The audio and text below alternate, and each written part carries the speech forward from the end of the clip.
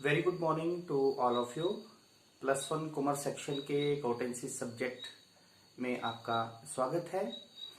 We are discussing types of two column cash book in which today we will discuss with the help of a numerical question two column cash book with cash and bank column. इस video के बाद आप ये जान पाएंगे कि किस तरह कैश कॉलम और बैंक कॉलम कैश बुक जो है वो बनाई जाती है। तो let's be take a numerical question. The question is prepare the two column cash book for the month of August 2020.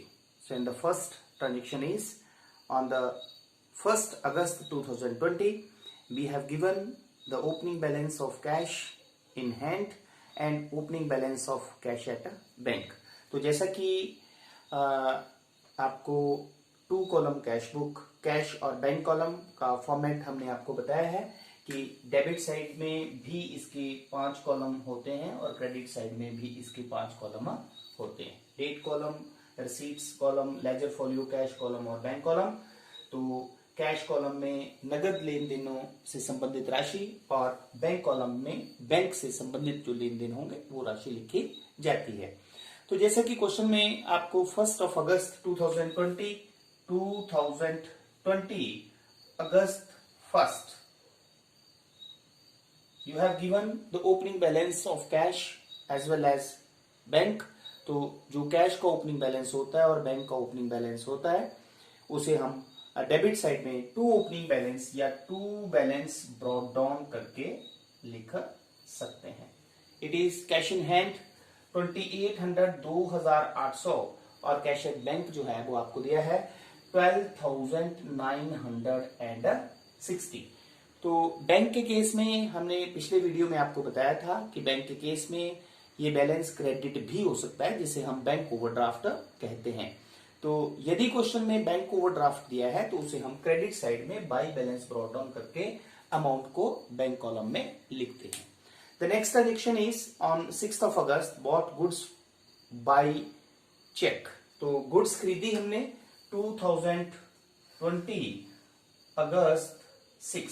तो क्योंकि गुड्स खरीदी है तो बाय परचेजेस अकाउंट, लेकिन अमाउंट जो है वो चेक द्वारा दिया गया है। तो यदि अमाउंट चेक द्वारा दिया गया है तो पेमेंट जो है वो हम बैंक में लिखेंगे 5,000। The next transaction is on 8th of August bought goods for cash. तो इस केस में भी गुड्स खरीदी गई हैं लेकिन जो पेमेंट दी गई है वो कैश द्वारा दी गई है। तो by purchases account how much it is 1500 रुपया, जिसे कि हम कैश कॉलम में लिखेंगे। कहाँ लिखेंगे? कैश कॉलम में, क्योंकि purchases goods for cash. Then after that हमारे सामने है 10th of अगस्त को purchase typewriter and amount paid by cheque 5,000।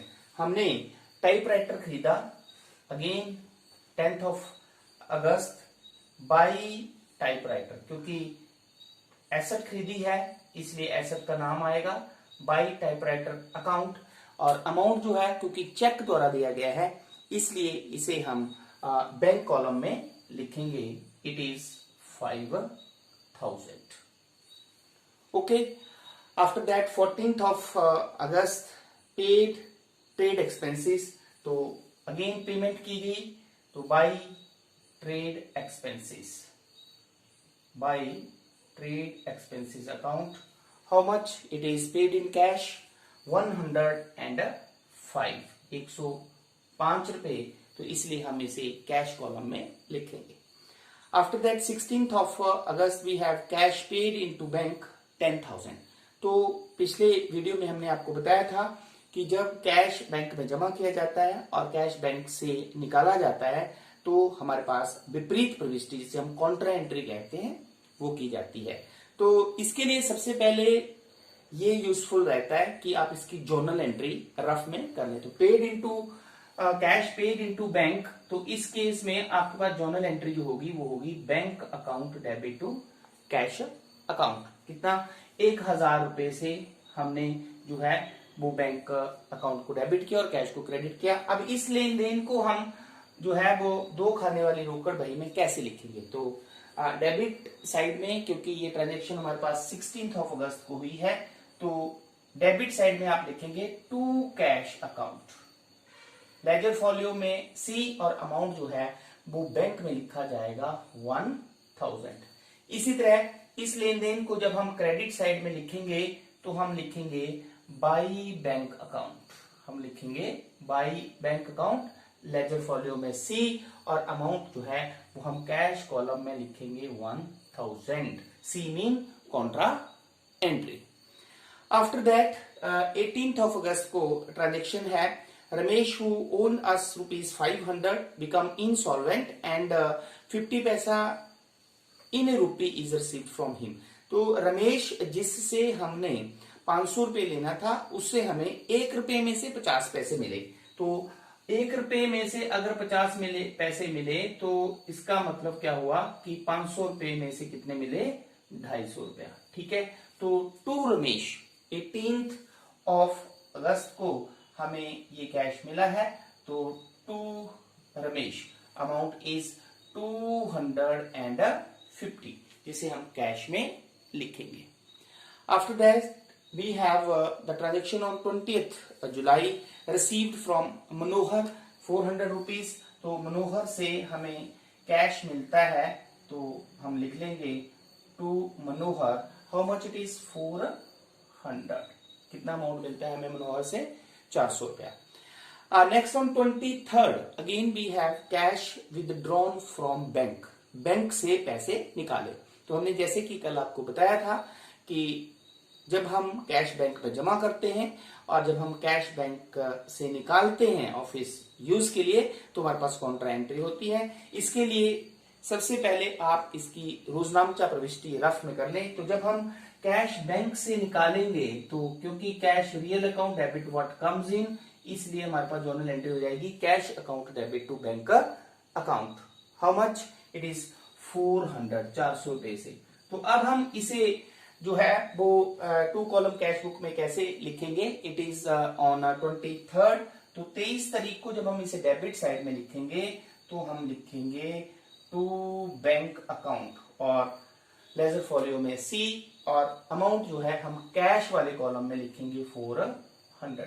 इसी तरह जब हम इसे क्रेडिट साइड में लिखेंगे तो हम लिखेंगे बाई कैश अकाउंट। क्या लिखेंगे, बाई कैश अकाउंट, और अमाउंट जो है वो बैंक कॉलम में लिखा जाएगा। तो इस तरह से जो है जब हम रोकड़ बैंक में जमा करते हैं और रोकड़ बैंक से निकालते हैं तो कॉन्ट्रा एंट्री विपरीत प्रविष्टि की जाती है।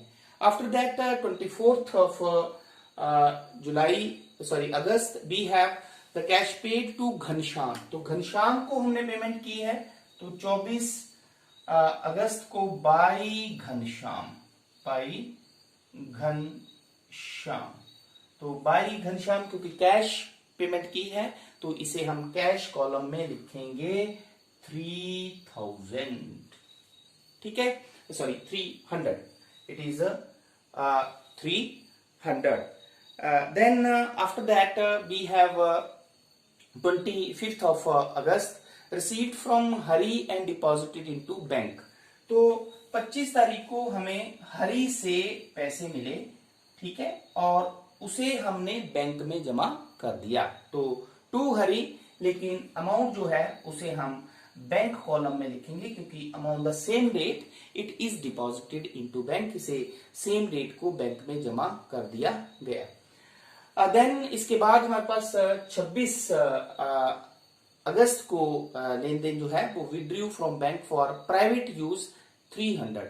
तो यहाँ पे आपने बात ध्यान में रखनी है क्योंकि इस लेन देन में भी जो है वो कैश बैंक से निकाल रहे हैं, लेकिन किस पर्पस के लिए है, वो है प्राइवेट पर्सनल पर्पस के लिए, ये ऑफिस यूज के लिए नहीं है, इसलिए हमारे पास ये कॉन्ट्रा एंट्री नहीं होगी। तो withdrew from bank for private use, तो जब प्राइवेट यूज के लिए हम पैसा निकालते हैं तो ड्रॉइंग्स वर्ड आता है।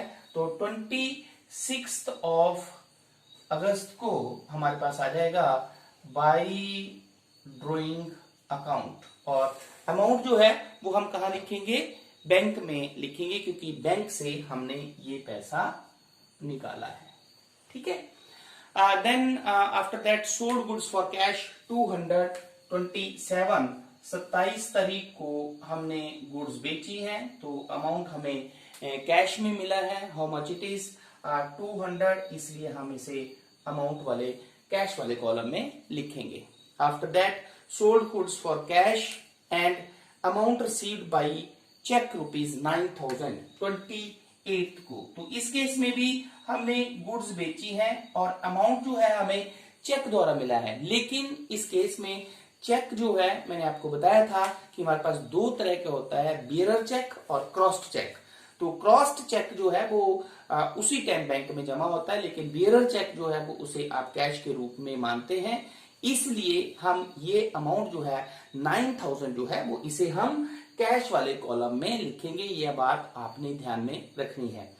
पिछले वीडियो में हमने आपको बताया था कि अगर हमें कोई भी राशि चेक द्वारा मिलती है और हम उसे उसी दिन बैंक में जमा नहीं करते हैं तो उसे हम कैश कॉलम में लिखते हैं, उसे हम कैश मानते हैं। तो इस क्वेश्चन में भी हमें, क्योंकि हमने गुड्स बेची है और अमाउंट हमें चेक द्वारा मिलता है, लेकिन ये क्रॉस्ड चेक नहीं है, इसलिए हम इसको बियरर चेक मानेंगे और इसे हम कैश वाले कॉलम में लिखेंगे। तो 9,000 जो है इसे हम कैश वाले कॉलम में लिखेंगे। Then after that 29th of August received from Mohan ₹5,000 and out of which 3,000 deposited into bank। तो मोहन से हमें 5,000 रुपए मिलता है, लेकिन इसमें से 3,000 रुपया जो है हम बैंक में जमा कर देते हैं। तो to Mohan it is on 29th to Mohan. तो क्योंकि हमें टोटल 5,000 रुपया मिला, इसमें से 3,000 रुपया आपने बैंक में जमा कर दिया, तो इसका मतलब कैश कितना मिला हमें 3,000। तो इस लेन देन को बड़े ध्यान से आपने समझना है। And the last is on 30th of August हमारे पास है बैंक चार्जेस। तो आप लिख देंगे बाई बैंक चार्जेस। तो बैंक चार्जेस बैंक द्वारा काटे जाते हैं, इसलिए हम इसे जो है वो बैंक कॉलम में लिखेंगे। तो इस तरह से आपने अब कैश बुक के कैश कॉलम और बैंक कॉलम का जो है वो टोटल आपने कर लेना है। तो कैश कॉलम का टोटल अगर आप करते हैं तो it is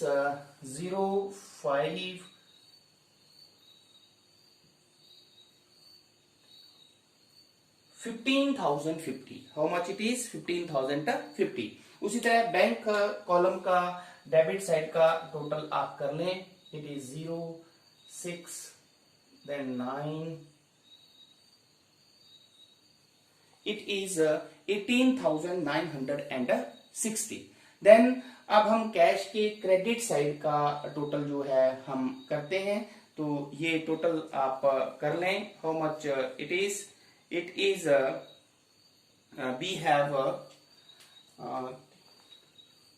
2,905। How much it is 2,905। तो जब हम 15,050 में से इसको डिडक्ट कर देंगे तो हमारे पास आ जाएगा ये